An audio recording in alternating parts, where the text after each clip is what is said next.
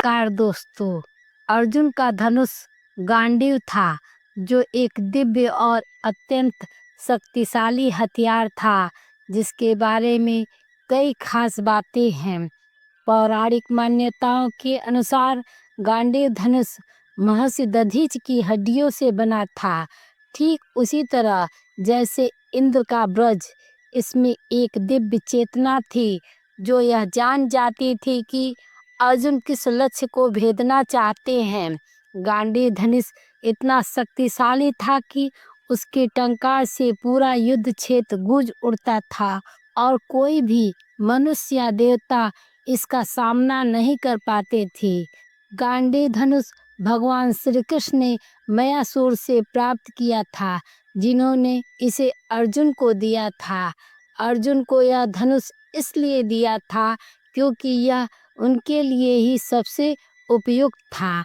गांडीव के साथ साथ अर्जुन को एक अलक्ष्य तरकस भी मिला था, जिससे निकलने वाले बाण कभी खत्म नहीं होते थे। क्या आपने कभी सोचा है कि अगर अर्जुन के हाथ में गांडीव धनुष न होता तो क्या महाभारत का परिणाम वैसा ही होता जैसा आज हम जानते हैं? क्या केवल एक धनुष इतना प्रबल हो सकता था कि वह युगों का इतिहास बदल दे? यह कथा है अर्जुन और गांडीव की एक दिव्य शस्त्र का। एक दिव्य शस्त्र, एक महान साधक और धर्म की वह गाथा जिसने समूचे भारत का भविष्य तय कर दिया। गांडीव की उत्पत्ति स्वयं ब्रह्मा ने की थी। जब सृष्टि का आरंभ हुआ था, तब ब्रह्मा ने अनेक दिव्य अस्त्रों की रचना की। उन्हीं में था गांडीव धनुष। कहा जाता है कि इस धनुष की डोर में ब्रह्मांड की शक्ति समाई थी। जैसे ही कोई इसका तार खींचता, आकाश में गड़गड़ाहट गूंज उठती और जब इसे छोड़ा जाता तो दिशाएं प्रकाश से भर जाती। देवता, दैत्य, यक्ष सभी ने इसकी अपरंपार शक्ति को देखी, पर कोई इसे अस्थायी रूप से धारण नहीं कर सका, क्योंकि गांडीव केवल एक बल नहीं चाहता था, वह भक्ति और धर्म की मांग करता था। सबसे पहले यह दिव्य धनुष इंद्र को प्राप्त हुआ। इंद्र ने इसका प्रयोग असुरों के विरुद्ध अनेक युद्धों में किया, परंतु कुछ समय बाद इसे वरुण देव को सौंप दिया। वरुण देव ने इसे अपनी गहराइयों में सुरक्षित रखा। कहा जाता है कि हजारों वर्ष तक यह समुद्र की तह में सोया रहा। फिर वह समय आया जब अग्निदेव प्रकट हुए। उनके भीतर एक प्रचंड उद्देश्य जल रहा था, खांडव वन को भस्म करने का, ताकि अधर्म की छाया मिट सके। उन्होंने वरुण से विनती की कि वे दिव्य धनुष उन्हें सौंप दे। वरुण ने उत्तर दिया, यह धनुष किसी साधारण व्यक्ति के लिए नहीं, इसे केवल वही धारण कर सकता है जो धर्म का सच्चा अनुयायी हो। अग्निदेव ने वचन दिया कि उचित समय आने पर वह इसे सही पात्र को प्रदान करेंगी। और वह समय तब आया जब अर्जुन का जन्म हुआ। वह समय जब पृथ्वी पर अधर्म धीरे धीरे अपना विष फैला रहा था। कुरुवंश का वह युग, जब सिंहासन के लिए रक्त बहाना सामान्य था, जब भाइयों में प्रेम नहीं प्रतिस्पर्धा थी और सत्य की आवाज राजमहल की दीवारों में गुम हो चुकी थी। हस्तिनापुर का वह महान नगरी, जहाँ राजसभा में फैसले शब्दों से नहीं, चालों और षड्यंत्रों से लिए जाते थे, जहाँ सिंहासन की लालसा इतनी प्रबल थी कि लोग धर्म और रिश्तों को भी भूल चुके थे। पर उसी भूमि पर किसी कोने में एक बालक ने जन्म लिया, जो इतिहास को पुनः आकार देने वाला था। वह था अर्जुन, पांडु का तीसरा पुत्र। उसका जन्म किसी साधारण बच्चे की तरह नहीं था। उसकी आंखों में बचपन से ही एक तेज और गहराई दिखाई देती थी, मानो वह अपने उम्र से बहुत आगे की बातें समझता हो। जब अन्य बच्चे खेलों में शक्ति और दिखावे की होड़ लगाते थे, अर्जुन अपने छोटे से लकड़ी के धनुष के साथ चुपचाप अभ्यास करते थे। जब कौरव गर्व से अपनी शक्ति का प्रदर्शन करते, अर्जुन तब भी मौन हो केंद्रित रहते थे। वह जानते थे कि असली शक्ति शरीर की नहीं, साधना से होती है। उन्हें शायद अभी यह पता भी नहीं था कि वही बनेंगे एक दिन सबसे बड़े धर्म के योद्धा। वह योद्धा जिसके हाथों में एक दिन गांडीव दमकेगा। जब वह द्रोणाचार्य के गुरुकुल में पहुंचे, गुरु ने उनकी आंखों में कुछ ऐसा देखा और जो औरों में नहीं था। कौरव में अहंकार था, भीम में गर्व था, युधिष्ठिर में संयम और अर्जुन में एक अदृश्य ध्येय था। द्रोणाचार्य ने जब पहली बार इन शिष्यों को बुलाया और कहा, बताओ इस पेड़ पर क्या दिखता है? किसी ने कहा पत्ते, किसी ने कहा डालियां, किसी ने कहा पूरा पेड़। पर जब अर्जुन की बारी आई तो उन्होंने कहा, मुझे केवल एक पक्षी की आंख दिख रही है। उस पर द्रोणाचार्य मुस्कुराए, क्योंकि उन्होंने समझ लिया था यह बालक केवल धनुर्विद्या नहीं सीखेगा, यह धर्म का शिल्पी बनेगा। दिन बीते, रातें बदली। अर्जुन ने अपने भीतर की हर कमजोरी को तपस्या में बदल दिया। रात में जब सब सो जाते, वो जंगल की निस्तब्धता में तीर चलाते। हवा की गति, पत्तों की सरसराहट, सब उसके अभ्यास का हिस्सा थे। धीरे धीरे उसकी हर सांस में हर दृष्टि धनुष का वह हिस्सा बन गई। अर्जुन के जीवन की सबसे बड़ी परीक्षा तब आई जब खांडव वन में घटना घटी। अग्निदेव उस वन को भस्म करना चाहते थे, क्योंकि वहां अधर्म और असंतुलन बढ़ चुका था। परंतु इंद्र ने उस वन की रक्षा का वचन दिया था, और हर बार जब अग्नि भड़कती, वर्षा की धाराएं उसे शांत कर देती। अग्निदेव असहाय हो गए थे। उनकी ज्वाला अपने ही वचन के विरुद्ध बुझने लगी। तब उन्होंने अर्जुन और कृष्ण की शरण ली। वरुण देव ने अर्जुन की परीक्षा ली, क्योंकि यह धनुष किसी साधारण योद्धा के लिए नहीं था। और जब अर्जुन ने अपनी निष्ठा, साहस और धर्म के प्रति समर्पण किया, तब वरुण ने उसे गांडीव धनुष सौंपा, साथ ही एक अक्षय तुर्ण जिसमें असीम बाणों की शक्ति समाई थी। जब अर्जुन ने पहली बार गांडीव की प्रत्यंचा खींची तो आकाश तक एक गूंज फैल गई, मानो स्वर्ग घोषणा कर रहा हो कि यह अस्त्र अब अपने योग्य स्वामी को प्राप्त हो चुका है। कृष्ण उनके सारथी बने और साथ मिलकर उन्होंने उस दिन इंद्र के वज्र को भी निष्प्रभावी कर दिया। अग्नि ने प्रज्वलित होकर तांडव वन को भस्म किया और धर्म का संतुलन पुनः स्थापित हुआ। उस दिन गांडीव की गूंज दिशाओं में फैल गई। अर्जुन ने जाना, यह धनुष केवल एक अस्त्र नहीं, धर्म का प्रतीक है, जो केवल उन हाथों से उठता है जो धर्म की रक्षा के लिए जन्म लिए हैं। बाद में शिव भगवान स्वयं प्रकट हुए और अर्जुन को दिए पाशुपात्र का वह वरदान, जिसने उसे सभी धर्म योद्धाओं में अजय बना दिया। हस्तिनापुर लौटने पर अर्जुन का स्वागत हुआ, पर हर मुस्कान के पीछे ईर्ष्या की छाया थी।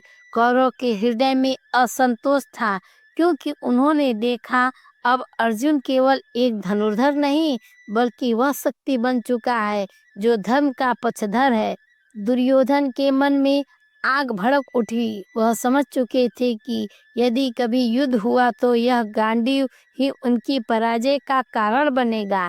पर अर्जुन के लिए यह धनुष कोई विजय का साधन नहीं था, यह एक वचन था जिसे उसने अग्निदेव के सम्मुख निभाने का प्रण लिया था। समय बीतता गया। राजमहल के गलियारे में राजनीति की गंध और तीव्र होती गई। सभा में शब्दों से ज्यादा मौन की चालें चलने लगी।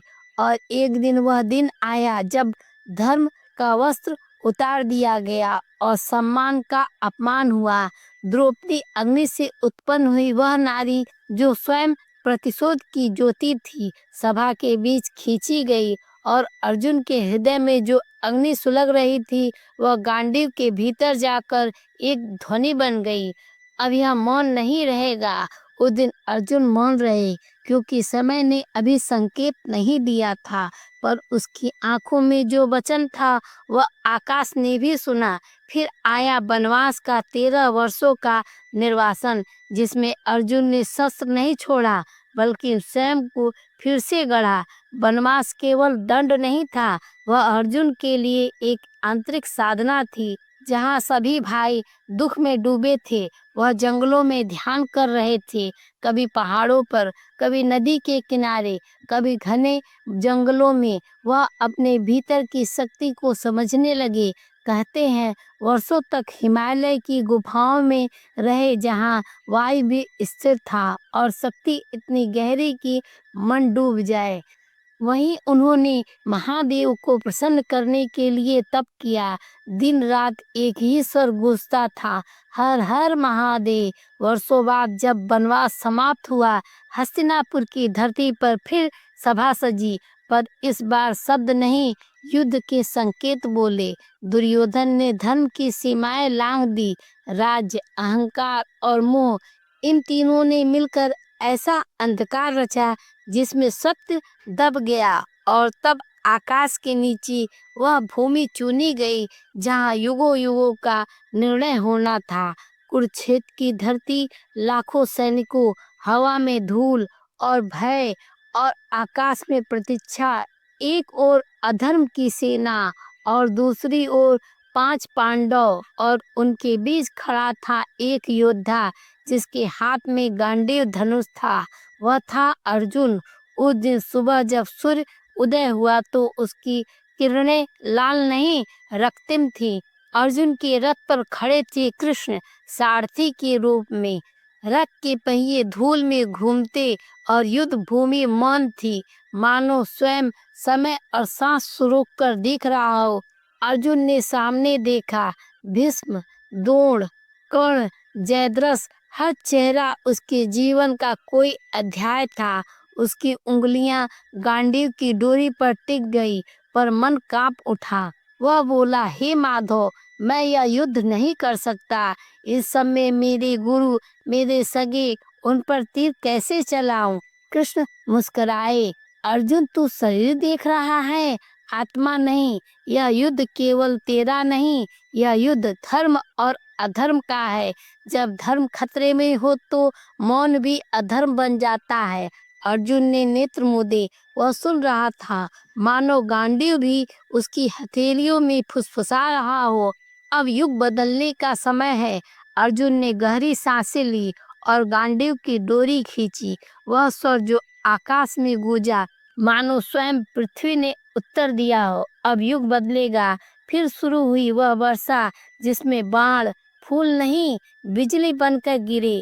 अर्जुन का हर तीर सही जगह पर लगता था। उसके रथ के पहिए अग्नि के घेरे में घूमते थे। कृष्ण की वाणी उसे स्थिर कर दी। विश्व का रथ टूटा, द्रोण का शस्त्र गिरा, कर्ण का रथ सूर्यास्त के समान झुक गया। अर्जुन के बाण आकाश में फैल गए। कहा जाता है कि जब अर्जुन का तीर छूटता था तो हवा की दिशाएं भी बदल जाती थी, पक्षी मौन हो जाते थे और सूर्य अपनी गति धीमी कर देते थे। वह दृश्य इतना भव्य था कि देवता भी वायुमंडल में आकर देखने लगे। जयद्रथ जब सामने आया, कृष्ण ने कहा, अर्जुन, आज सूर्यास्त से पहले इसे मारना होगा, वरना कल सूर्य उदय के बाद कोई तुम्हारा नाम नहीं लेगा। अर्जुन ने वचन दिया, यदि यह लक्ष्य ना भेज सका तो गांडीव छोड़ दूंगा। सूर्य अस्त के कागार पर था, धूल से पूरा आकाश भर गया था। कृष्ण ने अपनी माया से सूर्य को ढक लिया और सबने समझा युद्ध समाप्त हो गया। पर अगले ही क्षण अर्जुन ने गांडीव उठाया और तीर छोड़ा और जयद्रथ का सिर धूल में समा गया। कृष्ण मुस्कुराए, यही धर्म की परीक्षा थी। कुरुक्षेत्र के मैदान में जब आखिरी दिन आया तो हवा में केवल राख थी, लाखों सौ टूटे रथ और मौन आकाश। अर्जुन अपने रथ के पास खड़े थे, गांडीव हाथ में था, पर अब वह भारी लग रहा था। वह जानते थे कि उनका हर तीर सही था, पर हर पहाड़ ने उनका कुछ छीन लिया था। उनकी आंखें सूनी थी पर उनमें शांति थी। कृष्ण ने कहा, अर्जुन तूने धर्म का कार्य किया है, अब गांडी को विश्राम दो। अर्जुन ने धनुष रथ के किनारे रख दिया। हवा थम गई और ऐसा लगा जैसे पूरे ब्रह्मांड की सांस रुक गई हो। युद्ध समाप्त हुआ। जब शांति लौटी तब वरुण देव प्रकट हुए और अर्जुन से गांडीव लौटाने का आग्रह किया। अर्जुन ने भारी मन से धनुष लौटा दिया। वह क्षण अत्यंत भावुक था। उन्हें एहसास हुआ कुछ शक्तियां केवल काल के लिए दी जाती हैं। वे केवल तभी तक उचित है जब तक उनका उपयोग धर्म के लिए हो। गांडीव को छोड़ना केवल एक अस्त्र खोना नहीं था, वह अर्जुन की पहचान का एक हिस्सा था।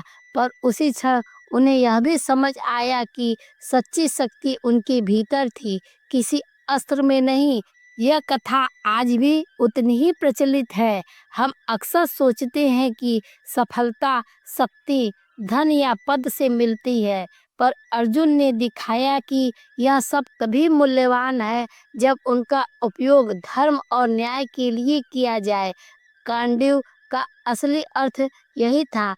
इसने अर्जुन को एक साधक से योगी बनाया, एक योद्धा से धर्म रक्षक बनाया। पर जब भी जीवन में कोई कठिन निर्णय हमारे सामने आए तो हमें अर्जुन की तरह सोचना चाहिए कि शक्ति का प्रयोग तभी उचित है जब उसका उद्देश्य सत्य, न्याय और धर्म के पक्ष में हो। यह गाथा यहीं समाप्त नहीं होती है, यह हर उस व्यक्ति में दोहराई जाती है जो अपने समय में सही निर्णय लेकर सत्य और न्याय का साथ देता है। अर्जुन और गांडीव की कहानी हमें यह सिखाती है कि विजय केवल बाहरी नहीं होती, सच्ची विजय आत्मा की होती है। वह विजय तभी मिलती है जब हम अपने भीतर के भय, अहंकार और संशय को जीतकर धर्म का पक्ष चुनते हैं।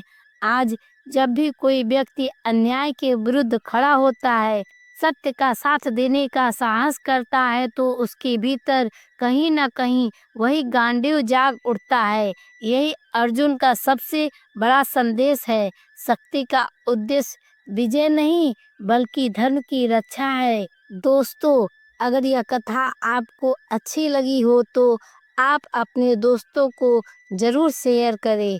यह सिर्फ कहानी नहीं, इतिहास नहीं, बल्कि हर युवा के लिए एक अमर सत्य है। धर्म कभी हारता नहीं और जो धर्म की रक्षा करता है वही अमर हो जाता है। धर्म का हमेशा सच्चाई के साथ साथ देना चाहिए। दोस्तों, उम्मीद है यह वीडियो आपको पसंद आई होगी। याद रखें, आपकी छोटी सी मदद हमारे लिए बहुत मायने रखती है।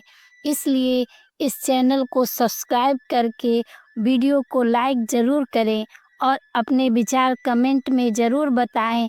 फिर मिलेंगे एक नए वीडियो में। वीडियो देखने के लिए धन्यवाद।